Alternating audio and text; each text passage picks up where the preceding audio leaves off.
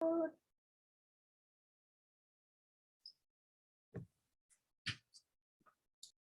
right, welcome everybody. We have Lois, who is a member of PPSDC, Lois Fong-Sakai. Am I saying it right? Yes, you are. All right. I wanted to introduce Lois because she is the Senior Program Coordinator at the International Exhibition of Photography at the San Diego Fair. She's a second generation photographer and has been taking photographs for 40 years, but she's only 30. How is that possible? She's the owner of Jade Coast Photography, which specializes in portrait, dance, and event photography. And when she's not photographing clients, Miss Fong-Sakai enjoys capturing humor, full moons, landscape, and street photos for fun. During the pandemic, she started making a series of photographs with the theme of Friday Funnies, which are really great. You need to check them out. She did this to share her love of the lighter side of life and to make people laugh.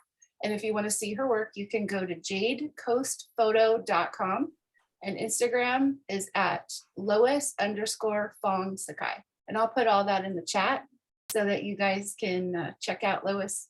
She's also a member of the Professional Photographers of San Diego County, which is our amazing group. She is our Photojournalism Photographer of the Year for 2020 and 2021, holds a Bachelor's of Science in Chemistry, a Master's in Civil Engineering, both from the University of California at Berkeley, and she's a licensed professional civil engineer in California and Nevada. So she is one smart lady. Don't mess with her. And she's here to tell us all about the photo exhibit at the San Diego Fair. So take it away, Lois. Thank you so much, everybody, and thanks for the invitation. So I'm going to go ahead and share my screen.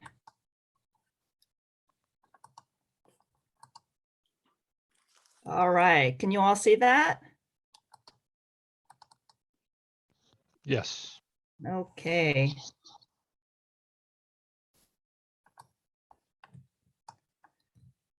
So, welcome to our presentation. We'll be talking about the fair. So, we started in 1947, and we are the oldest juried print competition in North America. So that means that this year we're in our 74th year, with only a couple of years where we weren't able to have the competition because of COVID. So we started in San Diego's Balboa Park in the Photographic Arts Building. So I don't know if you guys have been there before, but there's a lot of really beautiful photography down there. And there's a lot of different clubs there also. So a lot of people ask, why are we the International Exhibition of Photography? And it's because we had its start with the US Navy. So the Navy used to actually host and invite judges in to jury the competition. And even today, we have entries that come from Asia. We have people that enter from Europe, Central and South America. So we are truly an international exhibition. So the last time we had the competition, we had over 4,300 entries. And the number of images that we can hang in the gallery is about 1,200. The most we can handle is probably about 1,300. So when we get the entries, we kind of look at how many we can hang, and we give the judges in the different categories target numbers so that we can hang the images in the gallery and have them still look good. So, if at any time you guys want to take screen grabs or take cell phone pictures of any of the pictures, feel free to. So we've got 34 categories that you can enter.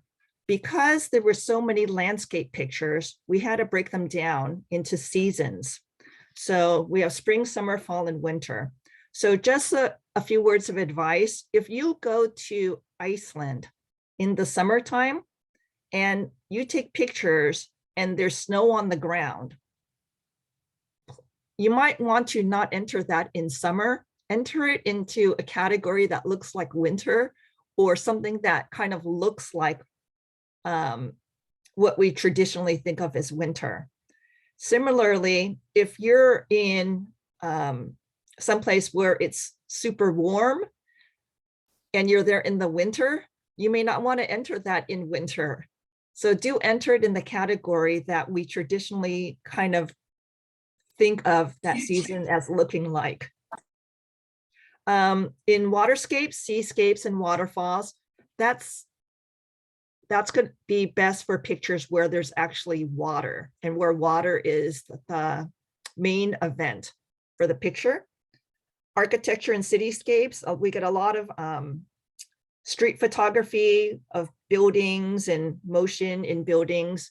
Architecture seen in new and different ways is always good.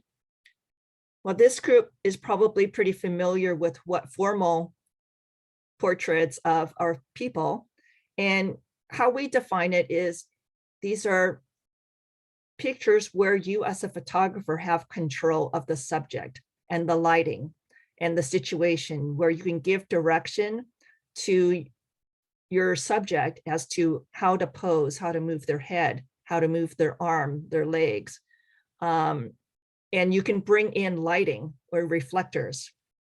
So informal pictures means that you're not in control of any of those things, and you can't give direction to people. So street photography, where you just kind of come across somebody, that could possibly be a photo that you would enter in informal. Flowers, I think that's self-explanatory. So under wild animals, we have a category that's for mammals, and this is meant for wild animals. We did a few years ago have someone that entered a photograph of a man under mammals. And while, yes, humans are mammals, and perhaps the photographer that entered thought that he acted like a wild animal, but that's not really what the intent is. And then class 13 with animals, insects, reptiles, amphibians, and sea life. It's kind of a catch-all category. And aquarium sea life is something that we added more recently because people used to enter those in underwater, which is an entirely different skill set. One of our most popular categories is the cell phone category. And I love the cell phone category because the best camera is the one that you have with you. And more pictures are taken using cell phones every single day than any other camera. And there's no theme as to what cell phone pictures must include. So it's really an open categories, just so long as the phone is what you use to take the image. If you do process with an app, we do ask that you tell us what apps you're using so that people coming by can understand how you made that picture. And there's some great processing apps. Just because you took a photo with a cell phone, though, doesn't mean that you have to enter it in the cell phone category. You can enter it in any other category also. In fact, one year we had someone enter a cell phone picture that was of pretty high quality, and they made it into a large print.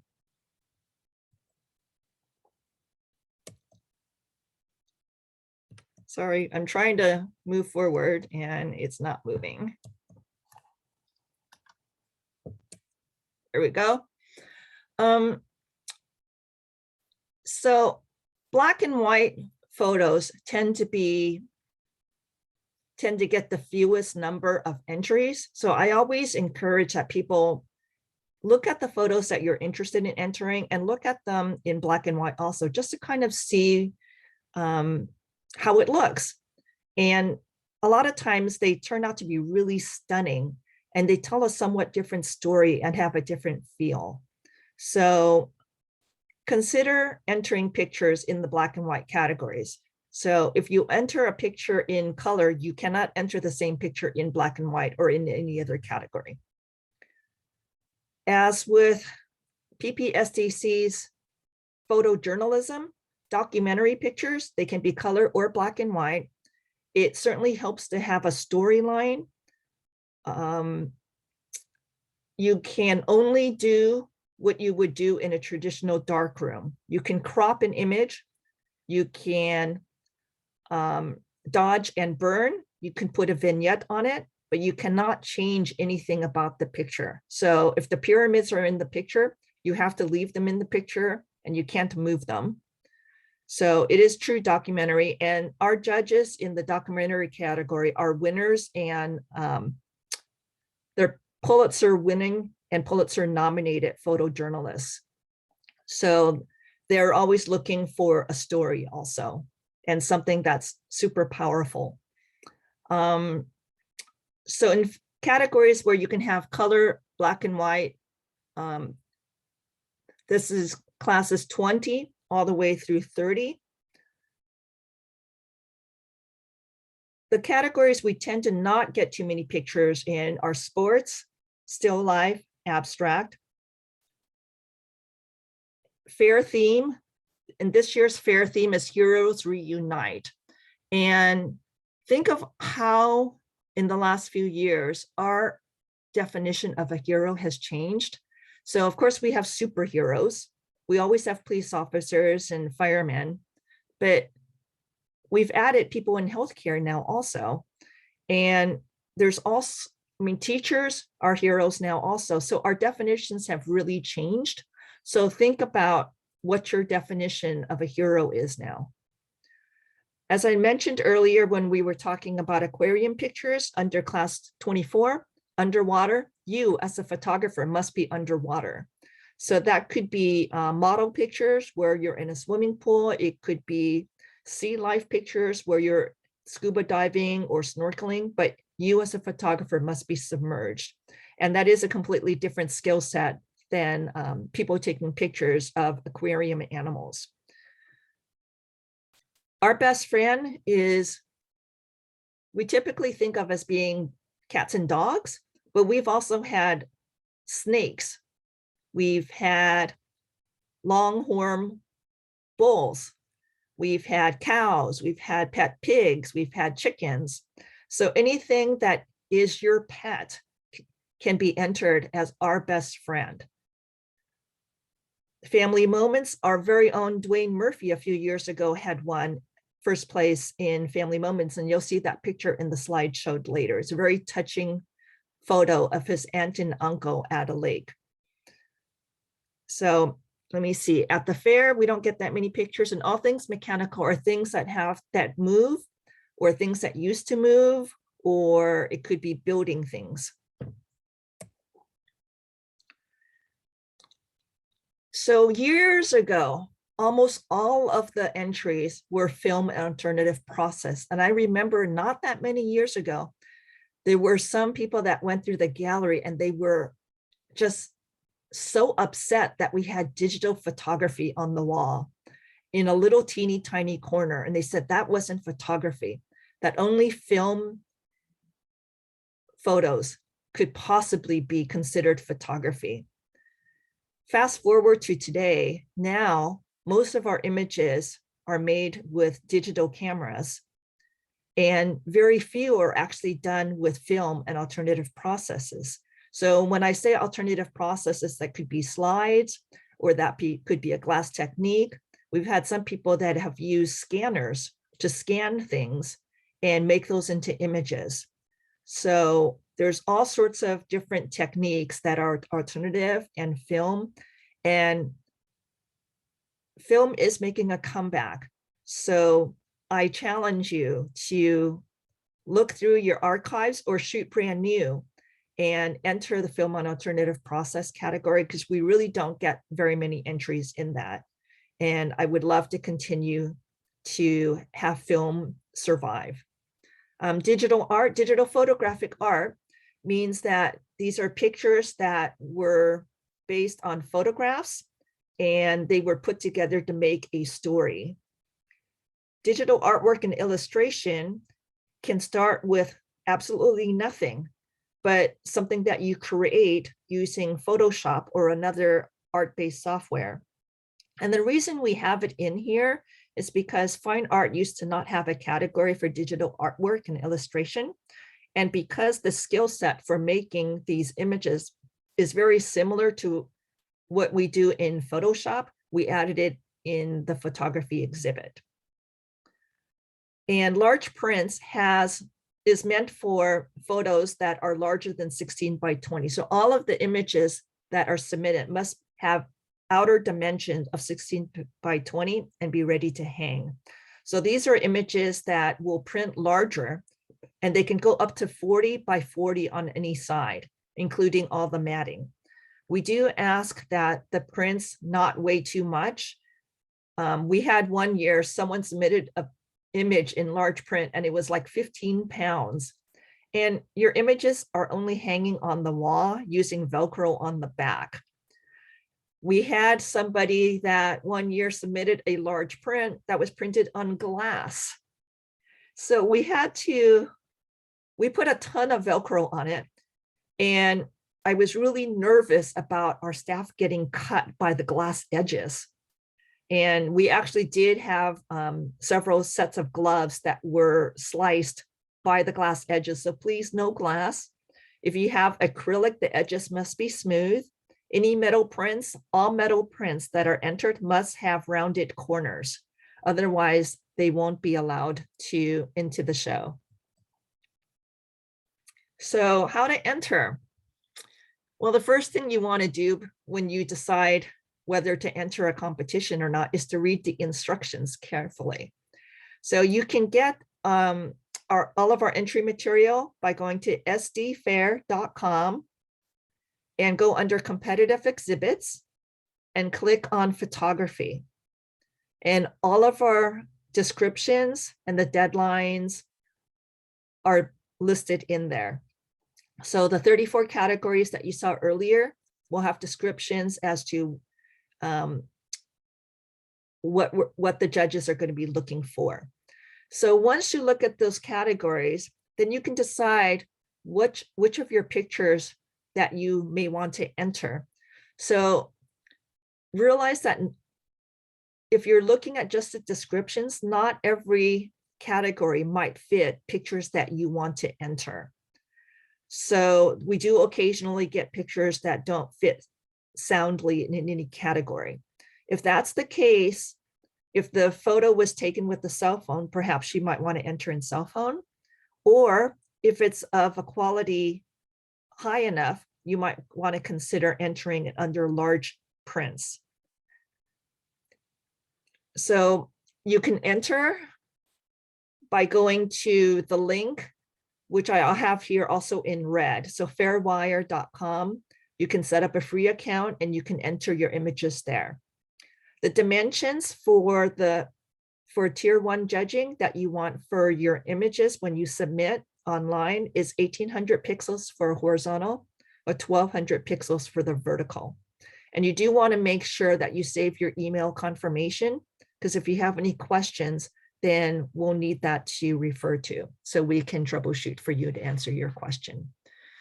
So when we do our judging for tier 1, you may want to write this down. Our computer screens are calibrated. So we turn them on, we let them stay on. The next day we come in and we calibrate them. So we calibrate them where the white point is at a daylight temperature of 6,000. Our luminosity is 110 and our gamma is 2.2. So let me repeat that.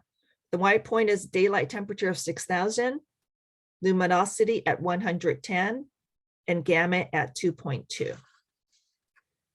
So if your computer screen is calibrated to that, then you'll be looking at the same picture as what our judges will be looking at. So after we do tier 1 judging, you would get an email as to whether your images have been advanced to tier 2 for print delivery. And all of that information and the instructions will be emailed. And then you can prepare your images for delivery. Then you'll print and mount those entries for delivery. And immediately after we send you the notification, you can deliver the images. You can prepare to deliver them to us in May, or you can have them shipped to the fairgrounds. Then that way you don't have to be in person.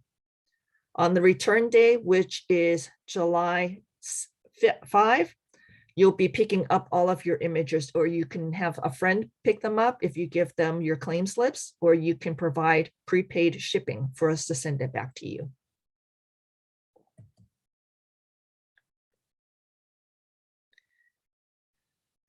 So picking which images you want to enter is probably one of the more challenging things to do.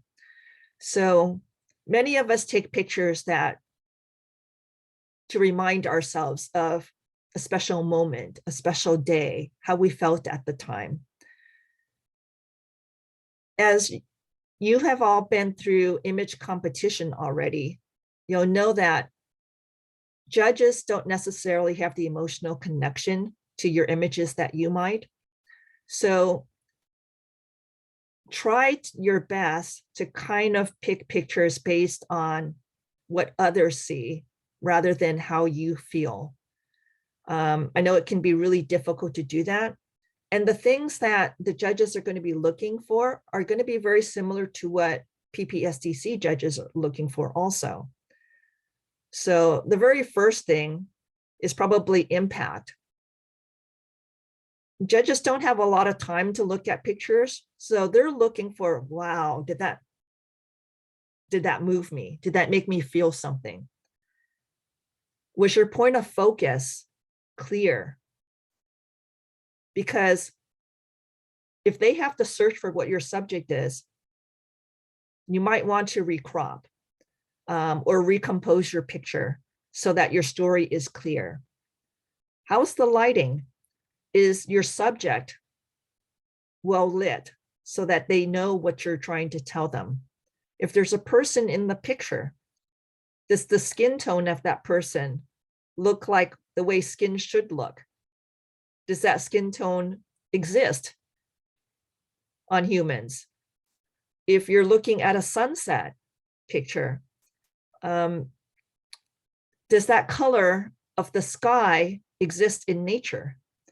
And one thing to remember is when you process things in Lightroom or Photoshop, the sliders go both ways. So just because we can move things over to 100 doesn't mean that we should. So we can, sometimes less is more. So use some, you be judicious in how you use your sliders and how you process your pictures.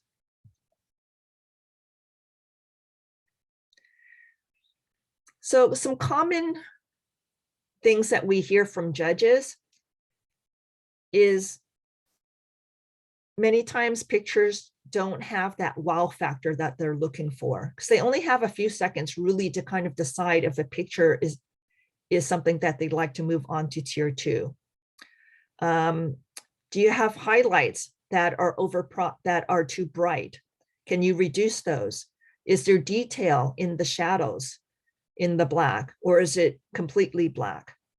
As we mentioned earlier, be careful with your processing and not over processing.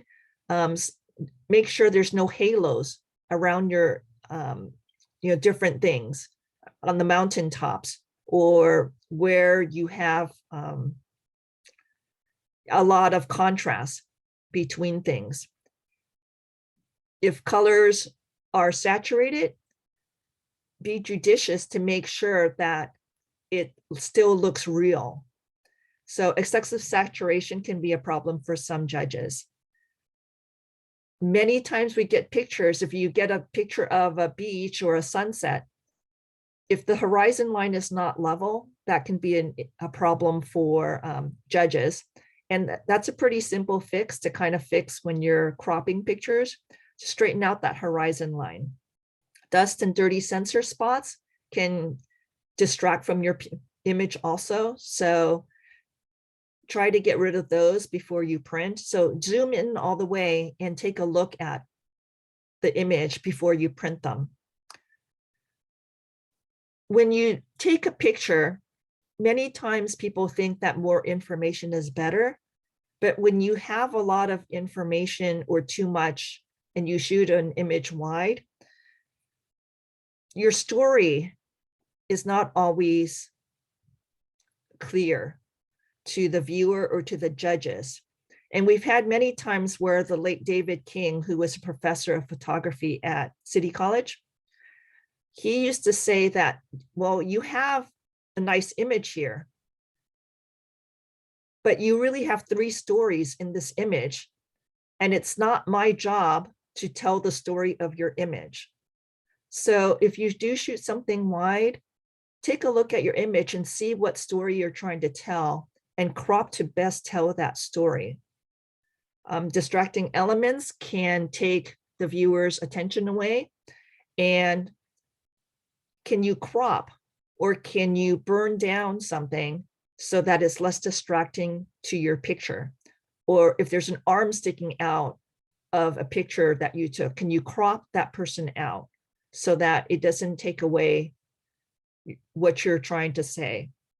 And because this is a gallery show, how you print and mount your image will be a part of tier 2 judging and whether the judges decide to put it in the exhibit or not.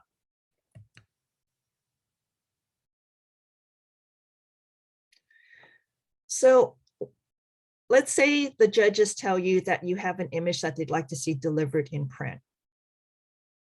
I know most of PPSDC's competitions are not printed, so you're done on the computer. But when you get ready to print, how you print it, on what type of medium or paper can make your image look differently. So matte pictures might make it look flatter, but then there's also some art paper that can make it look more fantastical or like a watercolor. There's papers that look like metal. All of those will make your image look different. Some will make them look muted, while other type of papers or medium will make your pictures have more pop. So you might want to make several test prints of your images to kind of see what they look like. You don't have to make them, the full size as what you're going to enter. Make them small. Make 4x6 images. Make 5x7 images. How do they look when you get these test images back? And because when you're looking at a computer screen, you have light coming from behind, typically what you're seeing on your computer screen is going to be brighter than what you see in print. Because when you look at a print, the light is reflecting off the surface of it. So it usually will look a little bit dimmer.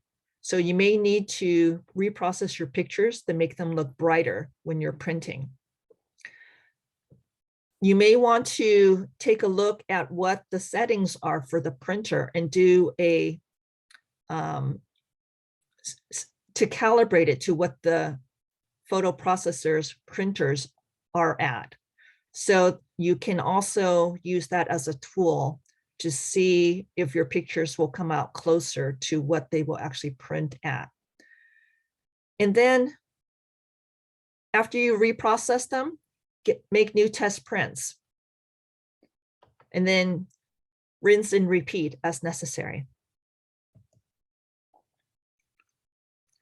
So we allow pretty much any type of presentation, just so long as we can put Velcro on the back of them, because that's all we use to hang them. Metal prints, like I said, must have rounded corners. We do not recommend float mounts because sometimes it can be difficult to reach behind them. And the way that float mounts work, and then we put Velcro on it, gives us a smaller area to put Velcro on. And also when we take float mounted pictures off the wall, they can release very quickly, and there's a potential for them dropping quickly and possibly getting damaged. So all prints must have a size of 16 by 20 as a finished size, either on a mount board, foam core, gator board, acrylic print, whatever it is. Our template is 16 by 20 for every single category except for large prints. So large prints, you can go up to 40 by 40, including any matting if you use that, and they should not weigh any more than 9 pounds.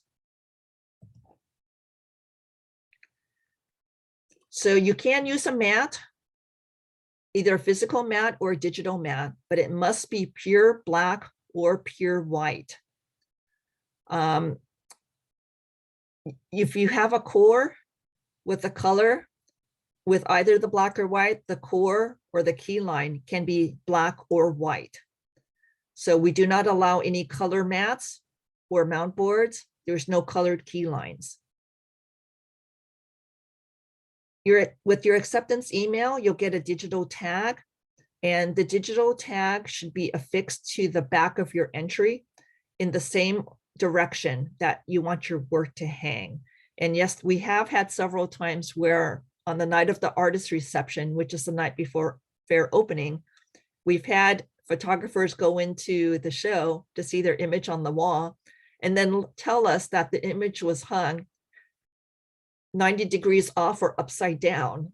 And that's because the tag was hung upside down and we didn't know that the direction was supposed to be in another orientation. And of course, we want no names, signatures, or watermarks on the front of the image or the mat. This is a true blind judging, and any identification on your image or on the mat would cause the image to not be eligible for judging or for hanging. So when you do your presentation, you'll need your image, of course. If you have a mat, you have the window mat with the hole cut through. You need either a mount board or gator board or something else, or foam core that you would use for the backing. I like to use a linen tape or an artist tape to put the picture on, and of course, double stick tape. And we do not recommend that you use any masking tape, because masking tape actually doesn't do well in different temperatures and it can fail. Transparent tape does not work well either. And photo corners are fine if you were to mount your image in behind a frame. But what happens in the photo gallery at the fairgrounds is that the temperature changes a lot throughout the day and the run of the fair. And the humidity changes in the exhibit hall also.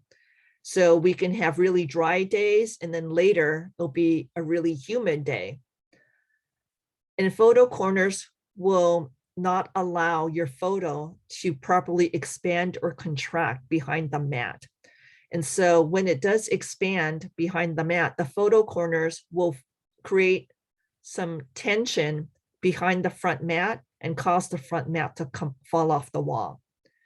And we do not recommend that you spray glue your images to mount your prints, also for the reason that it doesn't allow contraction or expansion. Now that said, if it is professionally done and they pressure mount it where there can't possibly be any movement, then that would be fine. And your window mat and your backing board should be the same size, which is 16 by 20.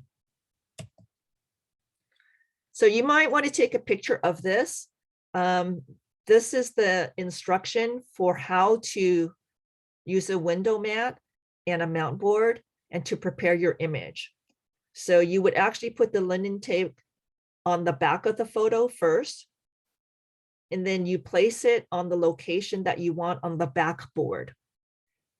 Where the tape B is, you would put your linen tape or artist tape all across the very top only of where that tape is from tape A, which you put on the back of the photo. What that does is it allows your picture to expand and contract. Then you take your double stick tape and you put it around the edges of the back mat. And then you take that front window mat with the hole cut out of it, and with gloves on, you don't want to use your bare hands, especially with the white mat, because your fingerprints may end up on it. You're going to secure that top window mat on top of the backing board and the photo with the double stick tape in between. And that's what's going to keep everything together.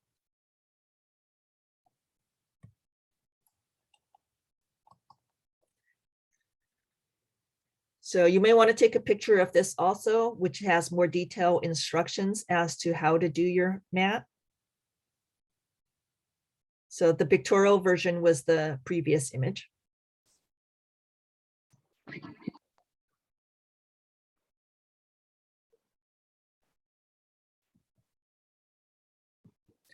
All right, so I'm going to show some oopsies here as to why we suggest that pictures be presented as we had described.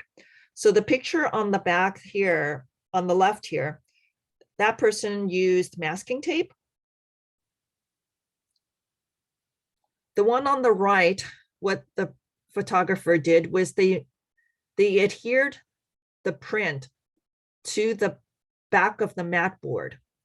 And when the mat board, and when there was insufficient double stick tape to secure the mat board on the backing, it took the photo along with it when it fell to the ground.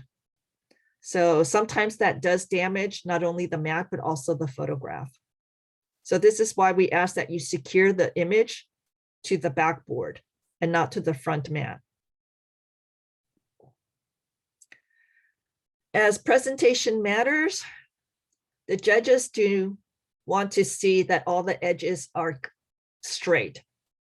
So this mat looks like it was cut with a very dull knife or a saw, and the judges did not accept this image to hang in the gallery.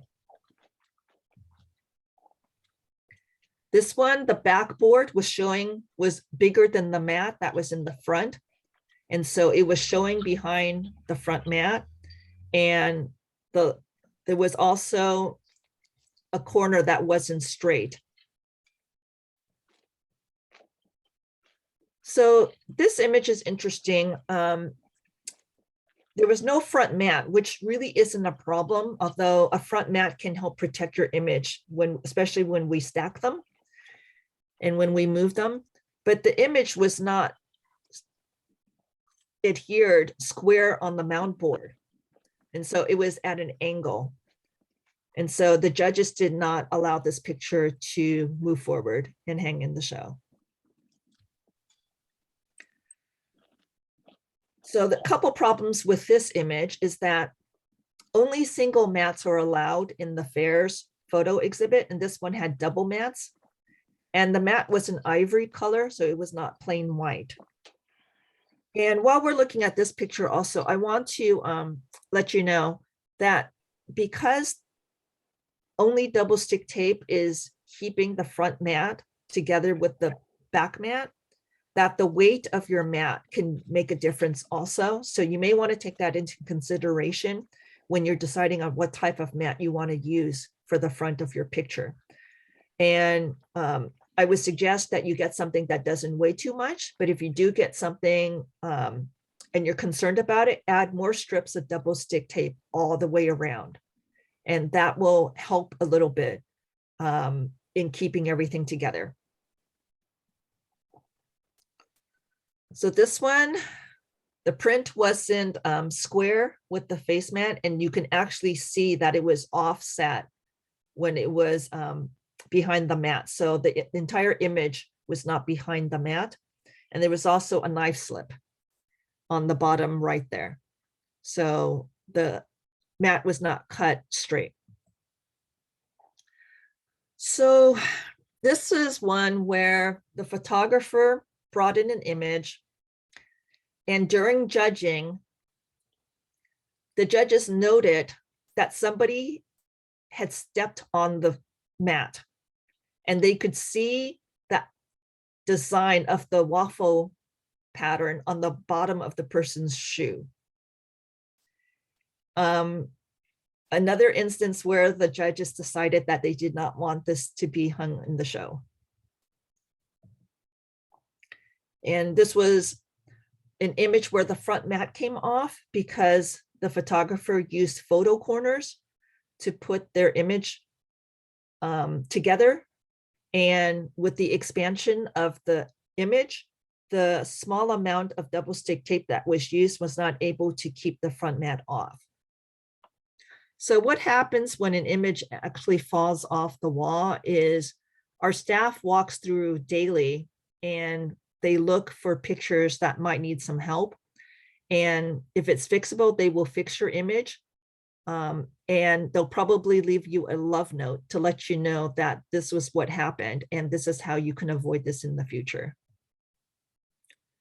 This image was delivered with dents in the mat, and the judges passed on that. There were bubbles on the tape in this mat, and the bubbles did not, they kind of prevent the tape from doing the job that it can actually do with holding everything together. So when you do use your double stick tape, try to do your best to kind of keep it from having bubbles so you can get the best adherence possible. Oh, this one, I don't know what happened and what the photographer was thinking. I think what happened is they had printed an image that was smaller than 16 by 20 and didn't want to print another one. So the photographer used gaffer's tape to put it on a 16 by 20 front mat, and then made a float mount that they tried to double stick tape the image onto. Unfortunately, the double stick tape wasn't sufficient to keep everything together, and it all came apart during tier 2 judging. So I'll give you a peek here now of what goes on to put the show together. So this is actually tier 1 judging. So we have 36 to 39 judges. This year I have 39 judges. They're all professionals and we have them judged in categories that in which they have experience. So we have people that are digital artists and digital photographers, and they'll be judging the digital photography and digital illustration in art. We have people that specialize in nature pictures. One of them is a former zoo photographer, and he knows all of the animals at the San Diego Zoo. He knows every single rock. And so he's one of our judges under the animals. We have bird photographers. We have instructors. We have people that work for Photoshop and that are instructors, wedding photographers, portrait photographers, commercial photographers, pet photographers. They're all people that are working in the field or have worked in the field. So they're the ones that are judging. So what they do is each team of judges has their categories. We give them the target numbers. And the beauty of having 3 judges is that there's no ties. So they give a thumbs up, thumbs down as to pictures that they'd like to see delivered for tier 2 in print.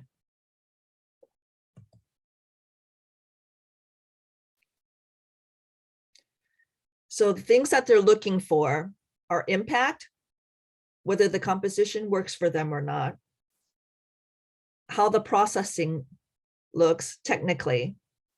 Doing something different is always a plus, and the presentation.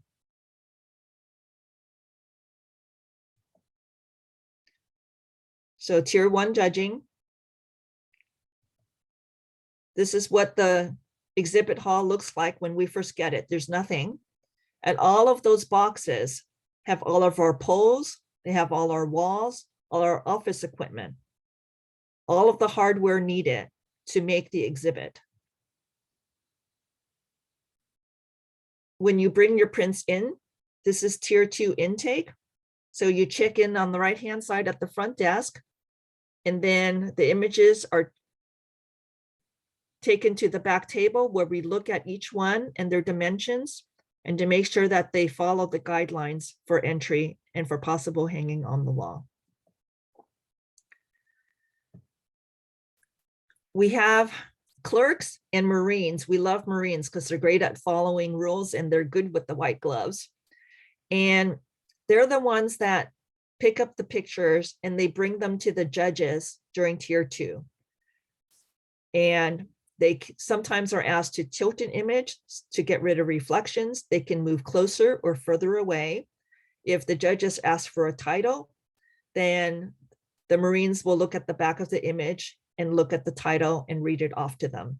At no time do the judges know who took which picture. And then once the judging is done for all of the different teams and categories, all of the first place winners are put on tables similar to this. Each judge gets one card. They walk around the tables and they look at the images and they put the card down for the one image that they each think should be the best in show. And it's taking judges anywhere from 3 times walking around the table to, I've seen, I think 12 or 13 times walking around the table to pick the best in show. Interestingly enough, we've had several years where only one vote separated the best in show and the runner-up. And we have a voting, the people that go through the gallery can vote for their favorite image. So it's called the People's Choice Award. And we've had a few times where the runner-up actually won the People's Choice Award. So these are our judges from 2019, which is the last time that they were able to get together for judging. They're holding their cards up. And then after the judging, we get busy. We put Velcro on all of the images. And when we have our artist reception, the right is what you see with all of the pictures on the wall and all the different categories labeled. Our opening night reception this year is going to be the night before the fair opens, June 7th. And these are our critical dates. So our entry deadline is going to be April 15th this year before midnight. We'll be notifying you April 27th as to what pictures should be brought in, printed, and ready to hang. You can ship entries immediately up until May 18th, with in-person delivery May 17th and 18th. The artist reception is going to be June 7th from 7 to 9 p.m. We've already secured a band, so it's going to be a lot of fun. And then entry return will be on July 5th from noon to 7. Now the fair is going to be open starting on June 8th until July 4th. We're closed Mondays and Tuesdays in June.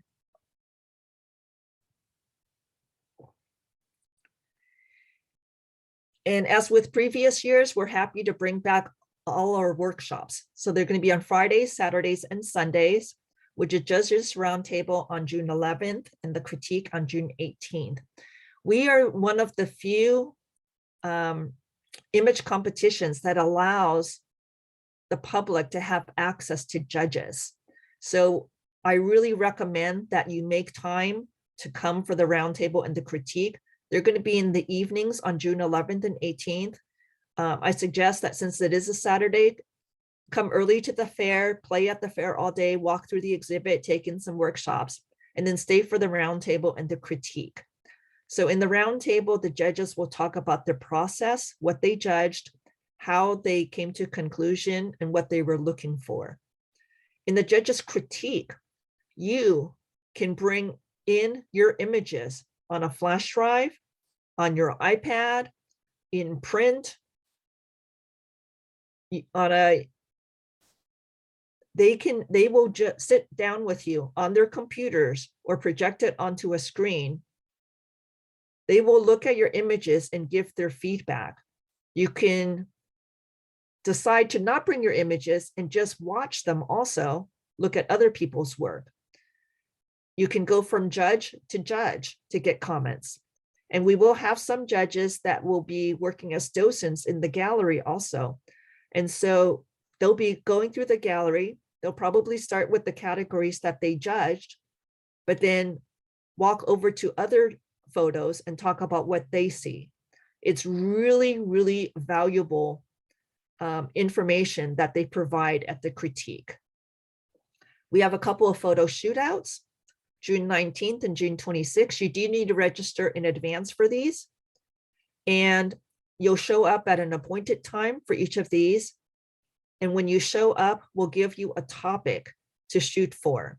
You have 90 minutes to 2 hours to shoot for that topic, and you'll return with your one image that you want to have judged. So we'll have professional judges that will do image review and comments, and they'll select the top winners.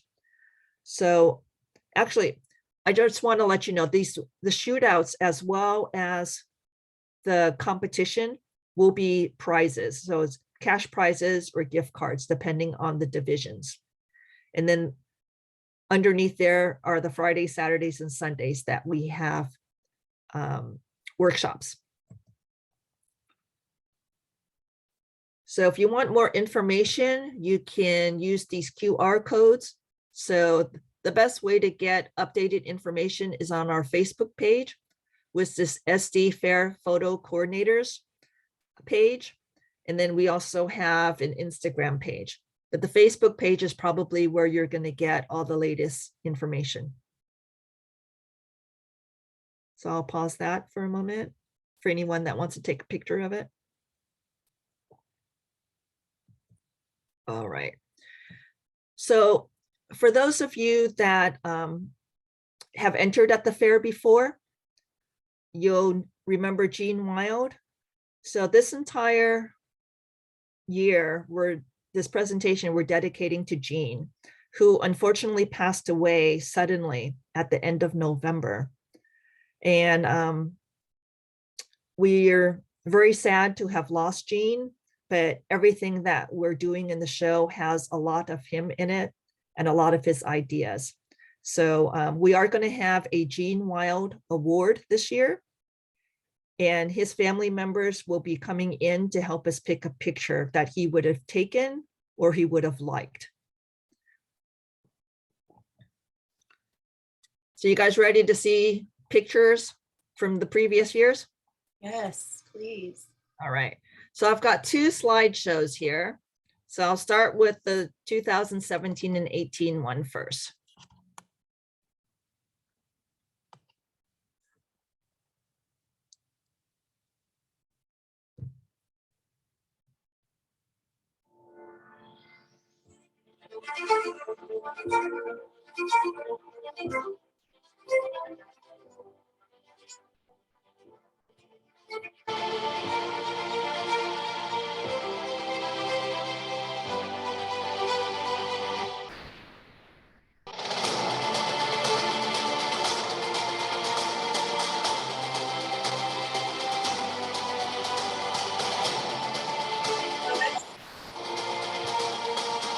Yes? We don't see the video. Oh, you don't? No, we don't see the video. I just see the screenshot that says winners from previous years, and I can hear the music. I don't know what happened. Okay. I've not had that problem before. Yeah, It's- because I still see your slides from the presentation, but it's like it didn't switch over to the It still slide. says I'm sharing. Say that again? It still says I'm sharing. Yeah, so you're still sharing your screen, but all we see is winners from previous years, that last green slide. Okay. How about now? No. Do you see that? No. Should you unshare, unscreen share, and then re-screen share maybe? Yeah, let me stop and then stop share. Let me minimize that.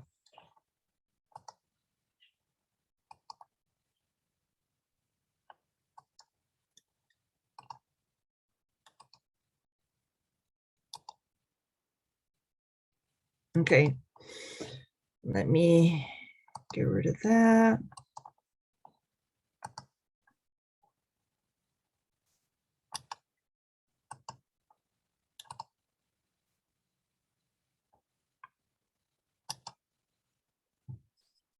Okay. Let me try again to share screen. Okay.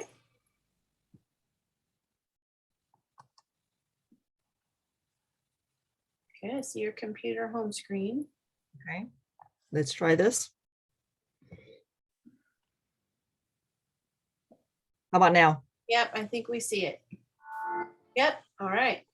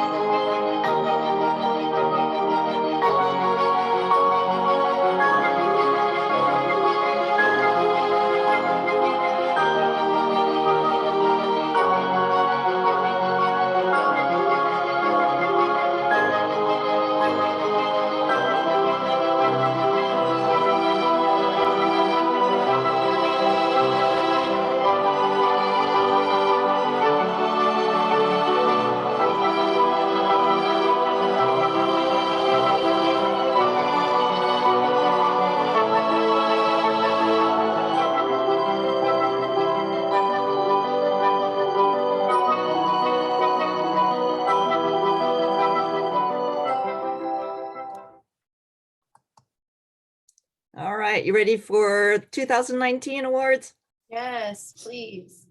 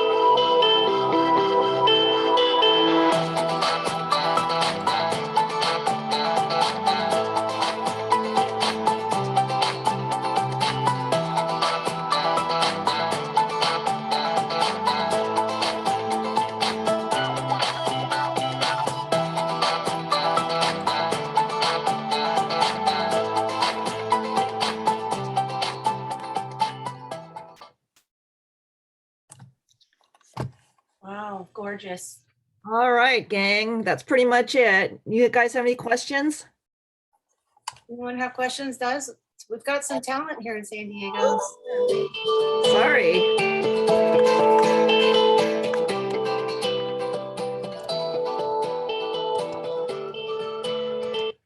Lois, do they automatically read the title or only if the judge requests it? Only if the judge requests it. Okay, thanks. That was a fantastic presentation. Thank you so much. I Does I have a anyone few have questions. for Lois? Okay, Paul. Yeah, I noticed in the pictures when they were judging, was that fluorescent lights they were using? Like a- Yes, it's very uneven lights. I mean, you're talking about the tier 1 or tier 2? Two It's mostly fluorescent lights in there. fluorescent, okay. Yeah. Because I figured that would affect the way it looks, you know. Also for printing, do most people, like, you could print it on your printer, but you can also send out to have it printed, right? Yes. Okay. Can I enter a photo that was entered into our competitions? If it has not been hung in the show at the San Diego County Fair before, then it's eligible to be entered. Okay. The animals, they could be like from a zoo or anywhere, right? We make no distinction as to where your animals were taken, where your pictures were taken. And now that we're on the topic as to where the pictures could be taken, there's also no restriction as to when you took the pictures. So as a, for instance, a few years ago, we had a category, well, the fair theme was the Fab Fair. And so under fair theme, that category, we had a photographer that entered pictures of John Lennon. So the backstory was that he was a young photographer in New York City back in the 70s. And he came across John Lennon and he took a few pictures of him. And so John Lennon approached him and they started a conversation and he invited him to spend the day with him. Wow. And so he just documented where they went that day and took all these pictures of John Lennon. And one of the ribbons, one of the photos that he took, won a ribbon. It was John Lennon signing an autograph in a book. It was a paperback book, and he named it Paperback Writer. And there was another picture that he had entered, which was, it didn't win a ribbon, but it was one of my favorites. It was John Lennon talking to somebody, but on his lapel, you could see a button of Elvis.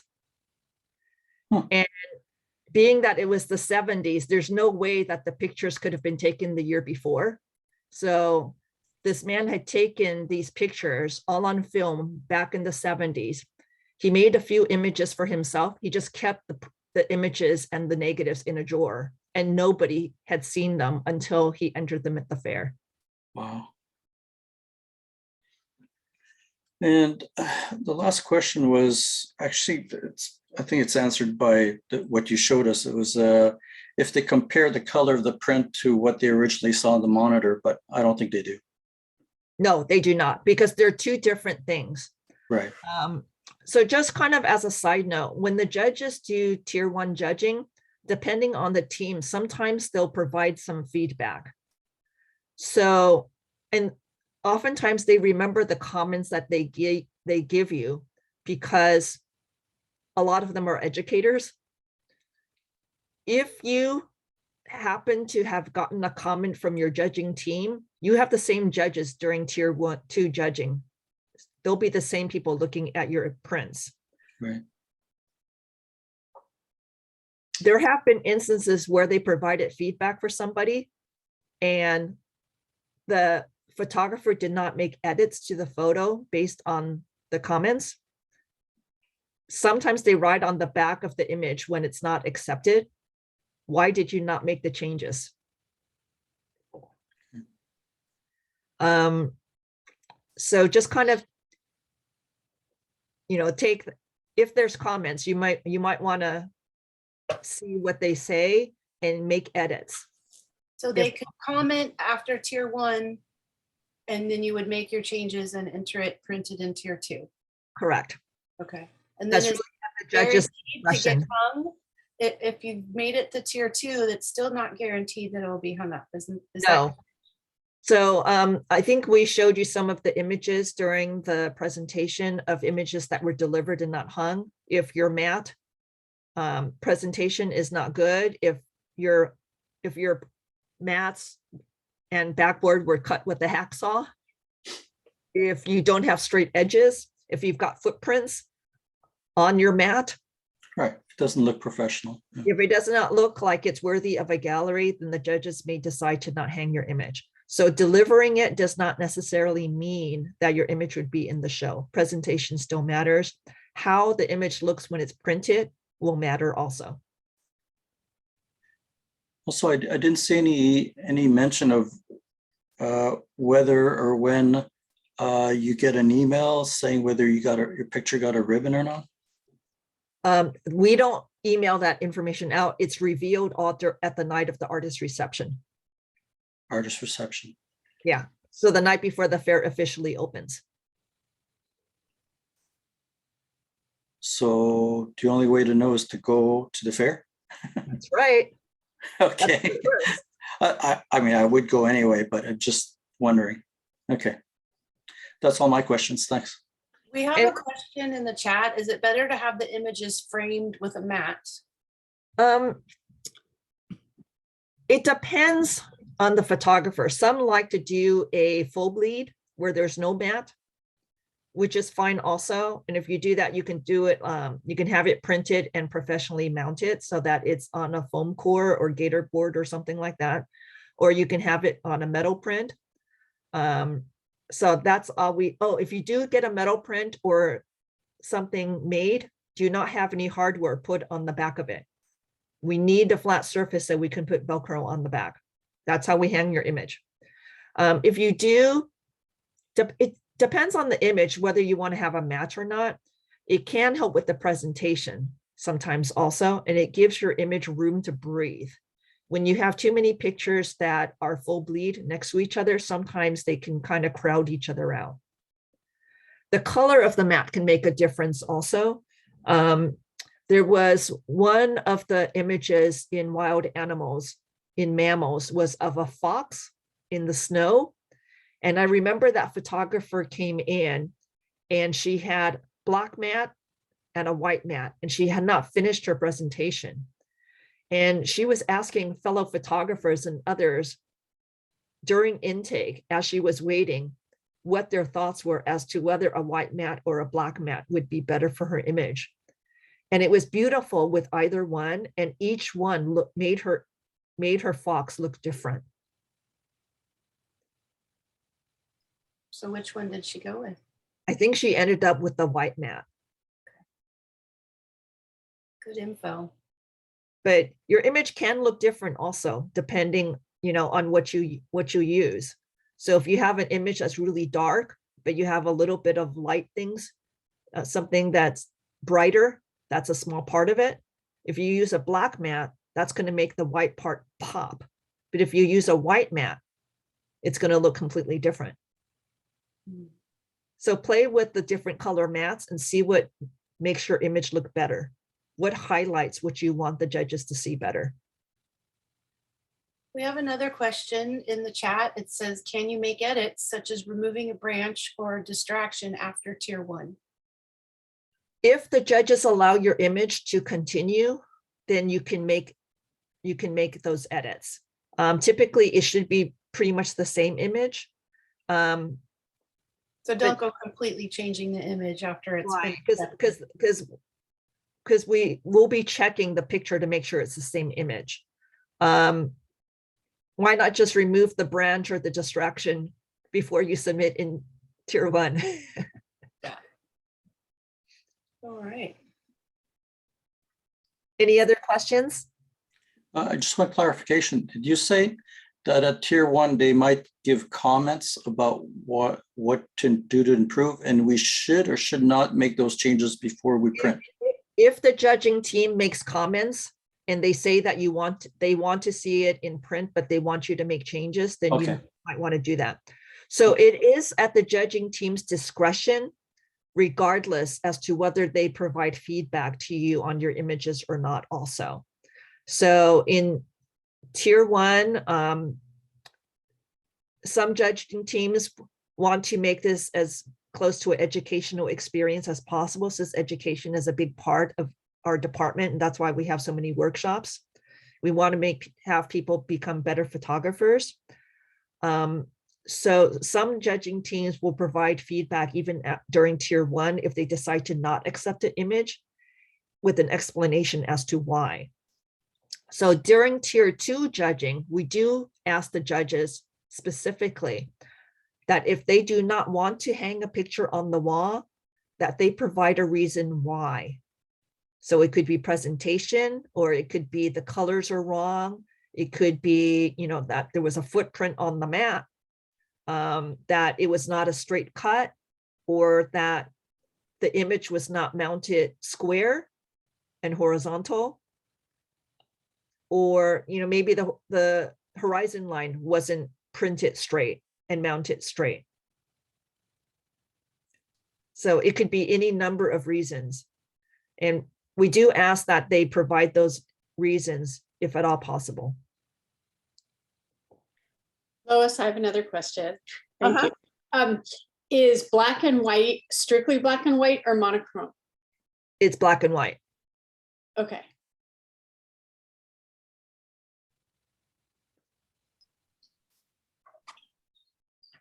Oh, one more thing. So we had one year, it was a photographer that entered several pictures of hummingbirds. And the pictures were beautifully done. When the judges saw the first one, they thought, oh, wow, that's a beautiful capture. There was a flower, and the photographer had this bedroom with a patio, and she draped different materials in the background, and she would put the flower in front of it, and she would put sugar water in the flowers. So the hummingbirds would go in for a sip. And she had flashes inside her bedroom. So whenever the hummingbird got near the flower, she could trigger it, and she got beautiful catch lights and frozen wing motion on the hummingbirds. So they saw the first picture and they go, wow, that's really a great picture. A few pictures later, they see another one, and then another one, and then another one. So this photographer probably entered maybe 5 or 6 images of hummingbirds.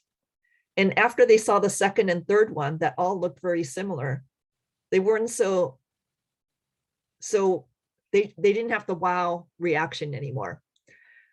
What happened is this photographer ended up competing against herself.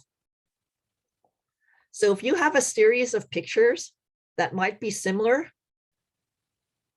you might do better in the show if you enter just the best one or the best 2, or maybe you put them in different categories, so that you don't take away from that wow reaction that the judges got when they saw the very first one. Good advice. Yes. Anybody else have a question? It's now or never. We'll give them a second. Yeah, that was a great presentation, and what a great tribute to Gene. I'm sure he's smiling down on all of us. He's going to be smiling down on the fair. It won't be the same without him, but it's I got what a- one question, maybe passing. Hi, I Gunnar. got no black and white photo I want to enter. Should I take a picture of just the picture or the matting too? Just the picture. Just the picture.